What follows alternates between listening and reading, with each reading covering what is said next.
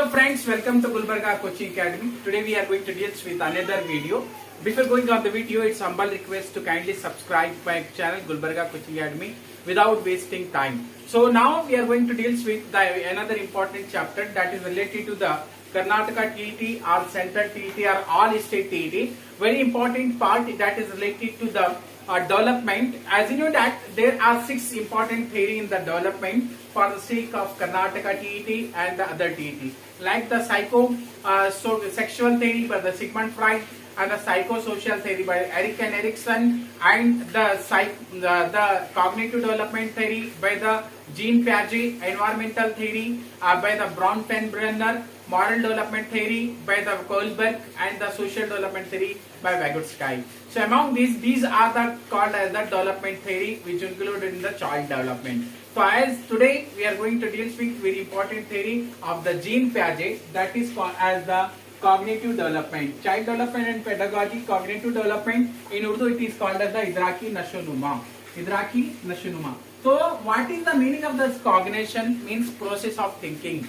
Cognition means the process of thinking. Cognitive किसको कहेंगे? ये हमारी सोचने का जो तरीक़ेकार है, ये नजरिया है, उसको हम कॉग्निटिव डेवलपमेंट या कॉग्निशन कहेंगे. Now we are going to deals with the before going on this chapter are important stages.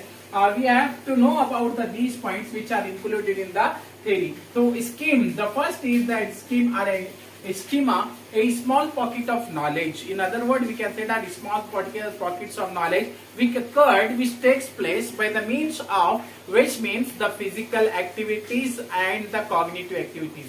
Means the schema is a combination of a two process. One is physical process, another is the cognitive. Means the jointly the cognition and the physical aspect both jointly come together. That is called as the scheme. In simple way, scheme means a small pocket of a knowledge, or scheme is considered as a knowledge. Assimilation means the thing which is comes in our mind and stay. Scheme के बाद हम कहेंगे schema जो है उसका concept यहाँ पर जो है फितरी गैर फितरी रुझान जो है रुझान से फितरी रुझान की तरफ बढ़ना, इसको स्कीमा कहा गया. गैर फितरी यानी जो नेचुरलिस्टिक प्रोसेस है, जो है कहेंगे हम आर्टिफिशियल प्रोसेस से नेचुरल प्रोसेस की तरफ बढ़ना, दैट इज स्कीमा कहलाएगा. तो यहाँ पर हम देखते हैं असिमिलेशन क्या है.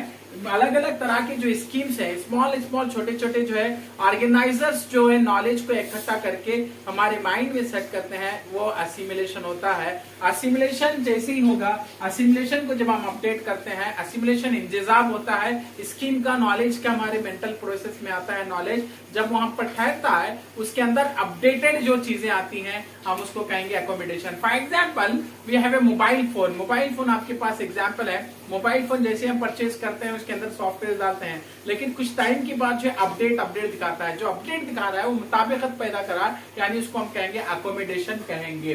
तो यहाँ पर स्कीम है small pocket of knowledge.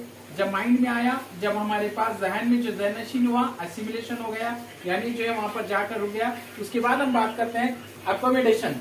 So accommodation is related to the accommodation कहेंगे. असिमिलेशन के अंदर कुछ चेंजेस आ रहे हैं, तो असिमिलेशन के अंदर जो चेंजेस आएंगे उसको हम अकोमोडेशन कहेंगे. उसके बाद ऑर्गेनाइजेशन, यानी अलग अलग तरह के रुझानात को एकजा करना, it is called as the organisation. यानी अलग अलग तरह के रुझानात का इकट्ठा होना, that is called as the organisation. जब ख्यालात रुझानात को अलग अलग किया जाता है या अलग अलग तरीके से एकजा होते हैं, उसको ऑर्गेनाइजेशन हम कहते हैं. उसके बाद ऑपरेंट के माने तफाउल के हैं, समझबूझ के हैं. तो तफाउल का भी यहाँ पर समझबूझ का भी कॉन्सेप्ट हमारे पास इस्तेमाल हुआ है. उसके बाद इक्वल रिपीटेशन है. जब कोई चीज स्कीम की तरह हमारे माइंड में आती है, जो है असिमिलेट होती है, वो जब होती है, उसके अंदर किसी भी तरह का चेंज नहीं आता या अपडेट नहीं होता है, तो अकोमोडेशन के बीच और असिमिलेशन के बीच वाली जो चीज होगी वो कहलाएगी इक्विलिब्रेशन. हम कहेंगे यकसानियत जिसको कहते हैं.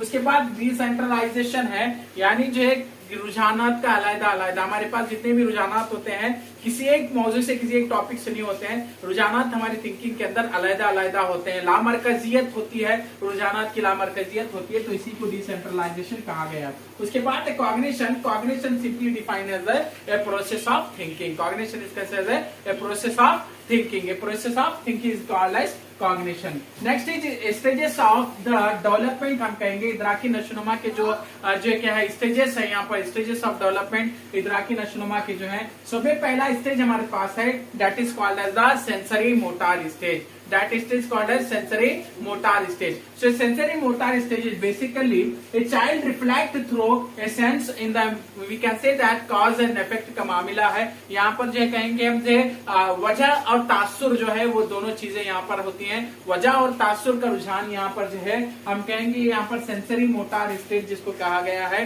यानी जो है ना यहाँ जो हमारे पास जो है हमारी जिन्स का जो है सेंसरी ऑर्गन्स या जिन्स काम करते हैं। उसके बाद हमारे पास यहाँ पर सेंसरी ऑर्गन्स के अंदर जो होता है बच्चा अपनी माँ को देखकर मुस्कुराने लगता है, यानी कोई चीज जो है वहां पर मौजूद नहीं है, अशिया की गैर मौजूदगी में उनके मौजूदगी के एहसास को महसूस करता है। तो ये एक कॉन्सेप्ट कहलाता है सेंसरी मोटर स्टेज। उसकी 5 तरह की जो सेंस है, पहली सेंस है हम कहेंगे हमारे पास जो है सोचने की जो 5 तरीके, हमारे पास जो हिस्स जो है हमारे पास महसूस करने की 5 इस तरह की है। एक है जिल्द है, हमारे जो है नाक है, जुबान है, कान है, या जो है हम कहेंगे नाक, जुबान, कान, आंख, ये 5 तरह की जो सेंस है, ये हिस्स है। इसी हिस्स के जरिए जो है बच्चा जो है सोचता है, या बच्चा जो है क्या मालूम है एहसास को महसूस करता है और उसको रिएक्ट करता है, तो वही मोटार स्किल है। या उसके मस्कुलर स्किल जो है उसको जब जो है किसी तरह से जो है क्या है जब अपनी आंखों से देखता है माँ को तो मुस्कुराने लगता है, किसी चीज के जो है जानवरों की गैर मौजूदगी में मौजूदगी के एहसास को महसूस करता है,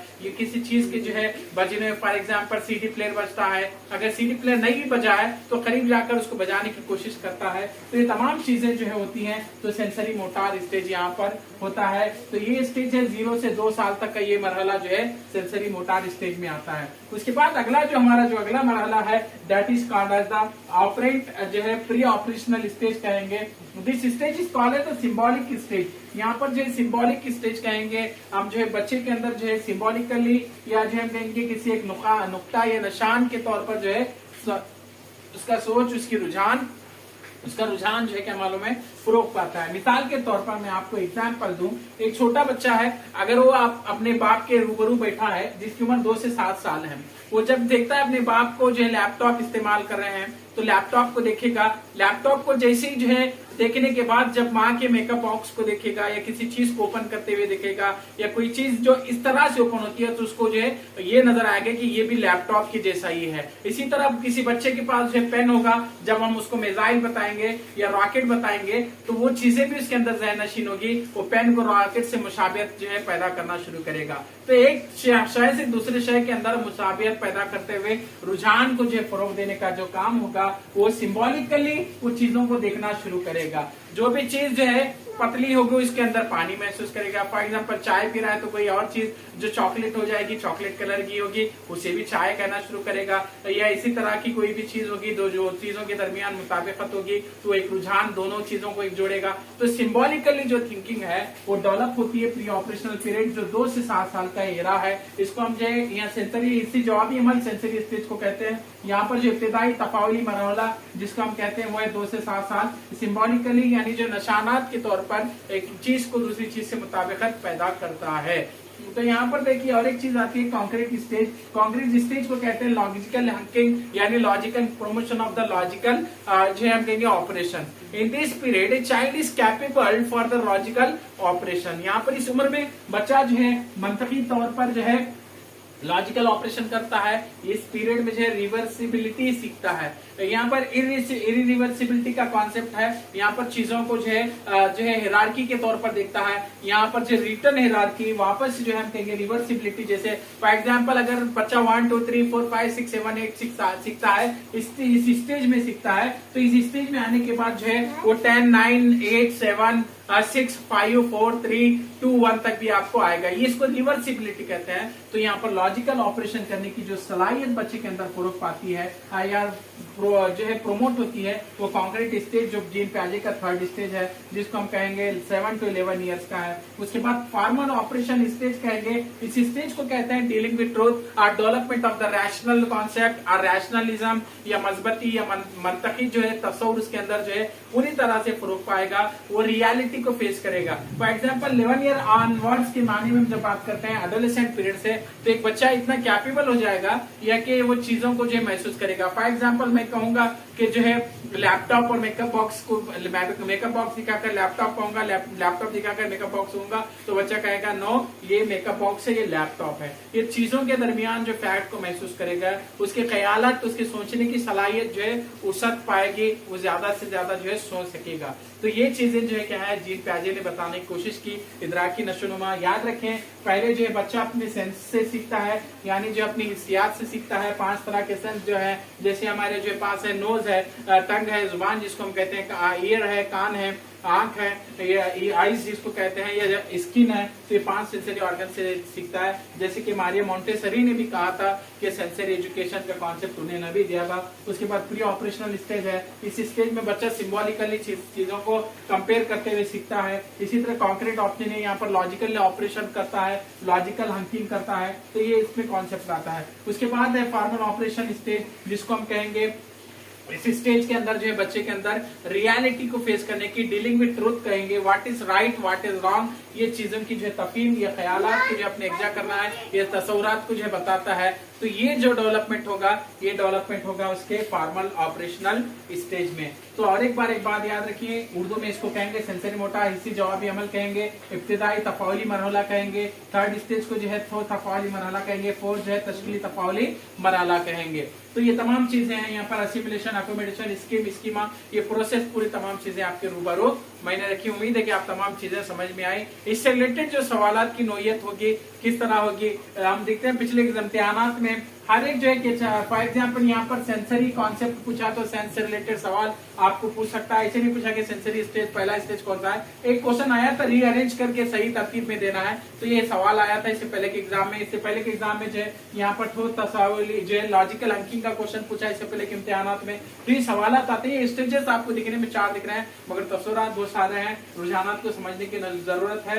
ये जीन प्याजे की बहुत इंपॉर्टेंट थ्योरी थी, जो child development, child development and pedagogy से रिलेट करते हैं। आखिर में भी एक रिक्वेस्ट करूंगा, इस वीडियो को ज्यादा से ज्यादा फॉरवर्ड करें और मेरे चैनल गुलबारा कोचिंग अकेडमी को सब्सक्राइब करें। जज़ाकल्लाह खैर, थैंक यू।